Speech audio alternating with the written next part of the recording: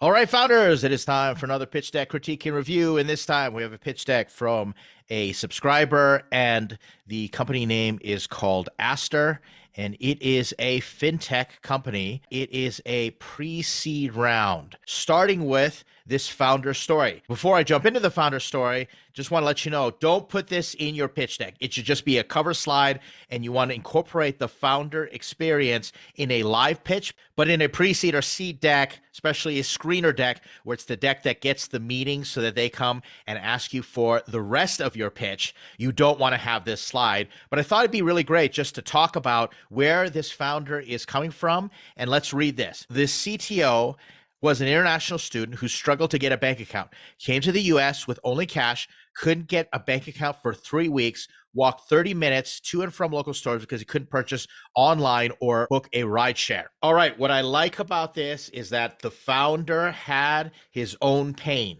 And that is a really good thing because you're your own customer and you're scratching your own itch, you're solving your own problem. And then if you go and figure out that other people have the same problem as you, now you've got a potential for a startup idea. I like this. We're starting off on a good foot. Before we continue, my name is Ed Kang, sometime funded founder with 2 exits. That's just a fancy way of saying I've failed a bunch of times. I have been doing this for quite some time now, and I've advised over 560 different founders, many of them raising funds. I've raised over 9 figures in funding for my startups, other startups, and funds. So I've been around. I like to use videos like this to help early stage founders raise that pre-seed or seed capital or help get that traction and avoid some of the catastrophic mistakes that I've made. Not to say you won't make mistakes. I'm going to try and make your life a little bit easier because it's tough enough as it is. Before I jump into this deck, if you are a founder out there and you want your pitch deck reviewed, like, comment, subscribe. That would be a great thing. That would be very helpful. But stick to the end of this video and I'll tell you how to get your pitch deck submitted for a critique and review. Happy to help you out. Let's jump into this deck. We are going to get to the problem slide, and this is actually not bad. Overall, I'm going to say this deck is about 75% there, but there are a few question marks that I have that any investor is going to start asking. But I get the general gist of this deck, and it's a good problem statement as a start. 300,000 international students a year jump through hoops for up to 9 months to try and open a checking account. Here's what we got. We got 300 international students. I want to know where. So you want to just be super clear defining the market. I'm going to guess that it's the US. 300,000 international students in the US a year jump through hoops. We don't want to say jump through hoops. This is an expression that is going to get lost. You just want to make it straightforward. You want to say something maybe to the effect of 300,000 international students per year in the US are forced to wait up to 9 months before they receive a checking account. Or you can say something more to the effect of 300,000 international students in the US per year are forced to go through a process that takes up to 9 months before receiving a checking account. First, what's good is you put 300,000 international students. So now we've got a big market. We understand how many users you could potentially have. But then what you want to add is, let's say, the consequences or the severity of the problem if it's not solved, which causes them what? Which forces them to feel unsafe or prevents them from ordering online or makes them go and do crazy things. I don't know what the consequence could be. You have something here, feeling unsafe and must carry cash for up to 2 semesters. Put some type of consequence if you can figure out in one sentence. And then I like these 3 bullet points. Traditional banks don't allow opening accounts from outside the US. Students feel unsafe carrying cash. Schools and banks are unclear. Get this headline worked up and make it bigger, and then have the 3 points. What you want to avoid is what we have here, where you've got the problem in the biggest font.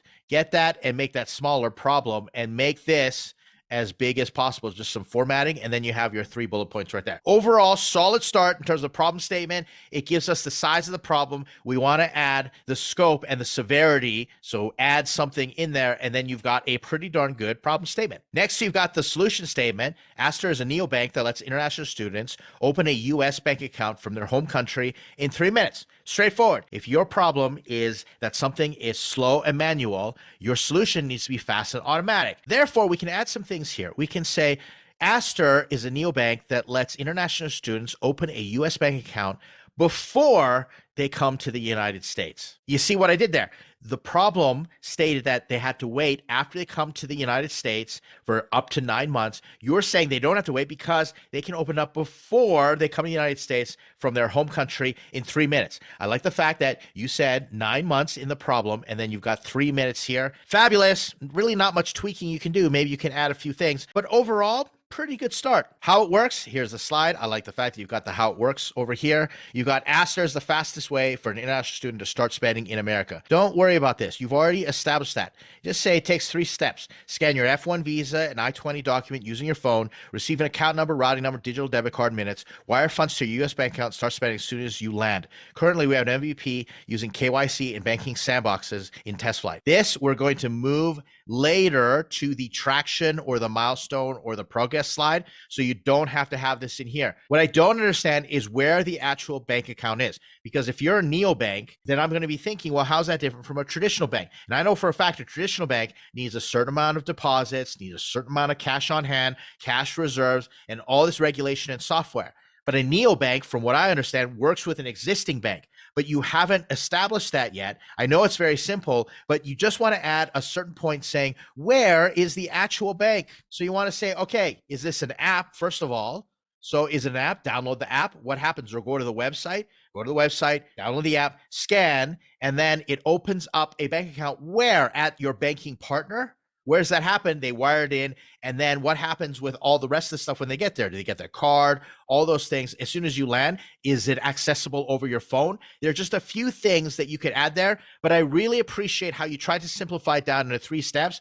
I'm thinking it'd probably be about 5 steps to fill in some gaps to explain how the bank account actually exists. That would be my suggestion. Here's a slide here that says your traction, but also a little bit of a go-to-market strategy slide. In 1 month, we've received commits from 15 plus universities. Fantastic. That's your go-to-market slide. They are going to recommend Aster, and then you sign LOI saying that they will. This is a good slide. I'm wondering if it's a little too early in the deck. It might be, but it also might be in the right spot. But I'm going to make an argument that you might want to put your market size slide right after the how it works slide. How revenue within a school grows, example, NYU.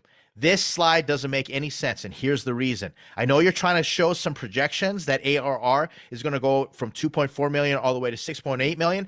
I don't know how you're going to do that. I don't know your business model. And this is just conjecture at this point in time. You have no data. This is your classic, hey, we're going to go up and to the right and build a unicorn. And that's just simply not true. I think you should eliminate this slide. And like I said, I would have preferred to see a slide, like maybe a Tam Sam Som slide, or a, this is the total market, but here's where we're going to start, or establish our beachhead in these universities, which represents a certain amount of students. I don't know. But this slide, I don't think it needs to be there unless you got a very good argument to put it in. So here's your business model slide, and it gets confusing. You're muddling up kind of a projection as well as a business model, how you're going to make money. Let's just be super clear. Do you expect it, or do you plan to charge $300? What's going on there?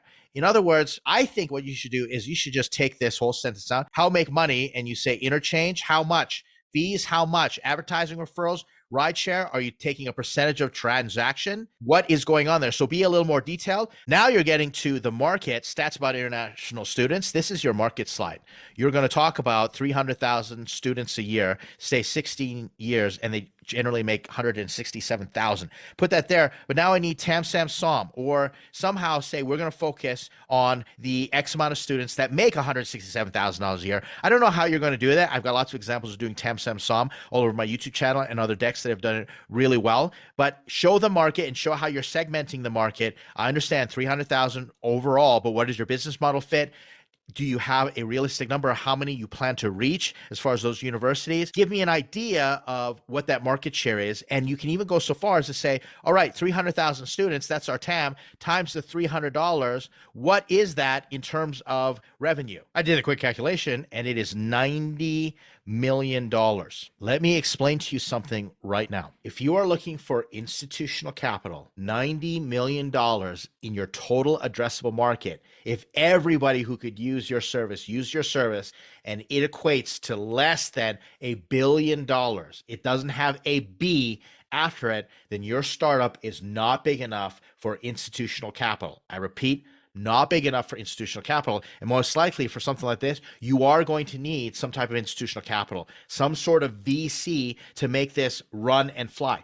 They're going to look at this and they're going to say, if you think you're going to make average $300 per student and you've got 300,000 and that equates to $90 million a year, if you hit everybody that we're talking about, if you manage to dominate the entire market, that's not big enough. It needs to be in the billions. So if you do 1% of the total market, you're still making over $100 million a year. You have to understand the mindset of what a VC is looking for, and this total addressable market is not big enough for VC. Based on these calculations, if you only have 300,000 students internationally, you would have to be charging $10,000 or making $10,000 per student to reach $3 billion. That's a big enough TAM for VC. Then when you break it down, let's say you're going to be making less or not reaching that amount of students, then you can get to the $100 million mark. But I'm giving you the general idea without getting into all the math and the details, what sort of level of market size that you have to be playing at to attract venture capital. So go back and rethink these numbers. I like the idea. I like the solution. I just don't think that it's investable as far as VC. That being said, making $90 million a year is not a small chunk of change if you can reach that whole market. But if you can't even reach that market, let's say you only reach 10% of the market that you plan to, you're going to be making $9 million a year. That's a really solid business. It's just not venture capital worthy. It's not a startup as traditionally defined by Silicon Valley, the capital markets, et cetera. At $9 million revenue per year, let's say you get an offer. You could get an offer for, let's say, $27 million, 3x, even 5x, $45 million. That could be pretty good. That might satisfy you. Just letting you know, depending on which route you want to go, these are the things that you want to be thinking of. This is the reality of this game. How we will expand. Since we have international students' first bank account, we have the ability to be their first stop for everything financial.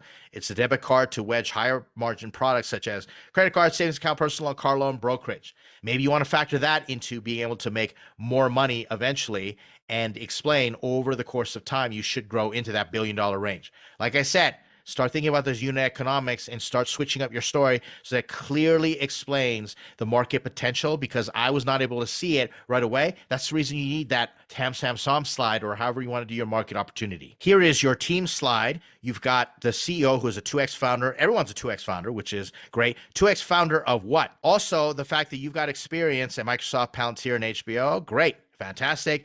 I like the fact that you're technical and you can build your product in-house. That's really great. And you've got other experience as well in terms of software engineering and payments team at Meta. That bodes extremely well. The only thing that I would be looking for is a little more detail in terms of the 2X founder. What happened to those ventures? Were they venture funded? If they were, that's really good. Did you exit? Or was it just two ventures in the similar space? Adds a little more information to explain what's going on, because you put that as your first bullet point. We need more information if you are going to highlight that in the team slide. What we will use the money for, how much? How much? And what is the milestone? We're raising to launch 10 to 15 schools, estimated 1,000 students, August 2024. Our next 12 months will look as follows. We're going to run international beta with a banking partner, run beta launch with 10 to 15 schools, and reach about 750,000 ARR. This is the big flag that I am seeing right away. Banking partner. What is going on there? And I'm going to let you know that that is something that is going to hold everything up. Some investors may say, come back to me when you have a banking partner contract in hand, because I could give you a whole bunch of money. You could build all this tech and no banking partners are going to come pick you up. And that's going to be a major issue. This is akin to FDA approvals for drugs, for those types of startups, med tech startups. I need to know that you've got the banking partner secured and you haven't given me enough information to explain what is happening there. Now I get the real story. We are in due diligence with our potential banking partner. Here's what we got going on. This is not correct. These are not your partners. You're in due diligence. They could turn you away. I want to see if you can actually lock down this relationship. In essence, you're kind of like thinking this is a traction slide that you've already talked to these due diligence partners. So you could say something to the effect of, in our traction, we've been able to land all these universities, and then we have conversations that are happening with Legend Bank, and we're this close, and we're working with advisors for fractional compliance, Maquette advisors. Again, I don't know if you've actually passed all the compliance or not. This looks like a Square logo. I'm not exactly sure if this is ComplyCube for KYC, AML, data seers for fraud. In other words, one of the biggest risks, and this is what happens, is we're going to do a risk assessment if we're starting to look at startups like this. What are the deal breakers? What are the big risks? And competition comes into play as well. I can tell you this, investors are familiar with the banking system because the banking system has caused me so much pain trying to do these startups. And I know many other startups that are jumping through all these hoops, like your international students, to try and open up these relationships to be able to accept international payments, to accept payments for certain types of products and services. If I don't believe that you have locked and loaded, landed, solidified with a partnership, those banking relationships, that's going to be a big risk. I'm going to send you away and say, come back when you figure it out. On the other hand, I also know how hard it is to go through all of that legal stuff and get to the point where you do have banking relationships and partners. If you came to me with that and I said, well, what about your banking partners and compliance? And you said to me, Ed, we figured all that out. We knew you were going to ask that question. Now all we need is the money to go to market because we've got this waiting list of students. Now you've got a story that piques my interest, but just put yourself in the investor's shoes, empathize with them. They are going to be worried about the risk, how their money is just going to disappear because the banking system does that. A bank at any point in time could come down and shut down a place like Legend. I've seen banks shut down neobanks all the time. Smaller banks have to work with bigger banks, and smaller banks, if they don't pass compliance, they get shut down by the bigger banks. And of course, the smaller banks are going to do partnerships with neobanks that want to bring business to them. This is what I know. But if the big banks that provide all the compliance and the clearing houses of these banks that clear all the transactions and provide the security because they're all in one system, that is what an investor is going to know. This is too big of a risk. Go and de-risk it as much as possible. Most professional investors, like angels who've done more than a couple of deals, aren't going to invest in this scenario. Nobody wants to give you money to go figure things out. They want to give you money after you figure it out and you've de-risked it so that my money is put to good use to achieve your milestones, not to figure things out. With all that being said, I don't want you to be deterred because the harder the problem is to solve. I'm working on a fintech right now, and we're working with banks, insurance, lawyers, and it is taking months and months. Over a year, we've been working on it. It is a hard problem to solve. But I know this, because it's hard, I don't have competitors who are even willing to figure this out. Once I figure it out, I will give so much confidence to investors, customers, partners, you name it. That's a feather in my cap. It shows that I'm the type of founder that can be trusted to execute, trusted with investor money.